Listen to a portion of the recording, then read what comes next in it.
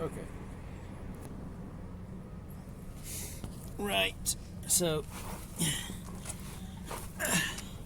well, it must have fallen down here. I haven't found it in the actual tray, and I can't see it there, but I mean there's a lot of shit down there, isn't there? I've just gone into the I don't know, maybe it's on the top of there, I can't see it. There's still a lot of oil dripping down, so let me quickly, I just want to see if I can see up before it drips on my phone. Yeah, I think it's maybe, I don't know. Oh, it's not inside there, is it? I mean, that would be annoying. I don't think it is actually, because it looks like there's channels all the way down. I don't know. Anyway, let me have a look at the video beforehand. Yeah, it's dripping still. It's possibly on the top of the oil thing, but I think it's most likely that it's dropped straight down. I need to do it from the top as well. Let's see. So it'll have fallen down there. Oh, hang on, has it gone inside there? Oh, it's there. Oh, it's bloody there. Huh. Yeah, it's bloody there. Oh, great. Oh, damn it. I didn't record. Huh. Yeah. So you can see, this. What you can see there, this is oil, and that's the slurry that's dropping down out of the sump. Yeah. Now, the sump's just a load of 10mm bolts. It's not a big deal, and I've got some sealant so I can put it back on. But you can see, yeah, it's there's oil stuck there. It's a sludge. Yeah. Huh. So it was a good job I took it off because I can clean it now. Okay, so I've the sump's clean, almost clean. You can see I got basically the sludge has been sprayed off. So that's clean. I've just left petrol in there just to soak in, so as to clean it off properly, and then I'll get rid of the this is the gasket sealer that was on before. I've got some fresh gasket sealer that I can use, and then I can put that on tomorrow, and then it should be good. Yeah, and I'll give him his oil tray back tomorrow. I'm going to get an oil tray plus some clasps. Yeah, so that's that. So the engine's still there. We've got all of the underneath of it. Let's see. Just want to see. Where is it? Oh,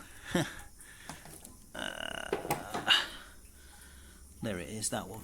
You can see we've got all of the washers are now there. That's 10 washers, and this is ready to go.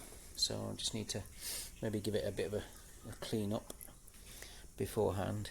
And yeah, perhaps just give it a bit of a once over, blow off all of that shit out of there, and then that can then go back in.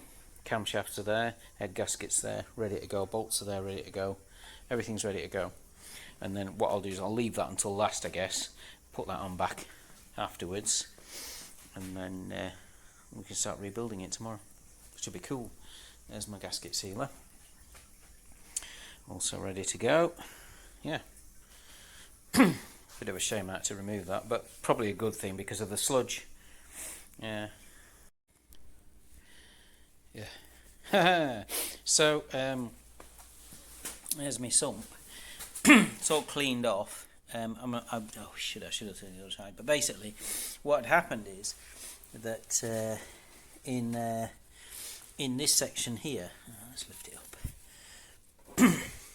So it's all kind of cleaned out now.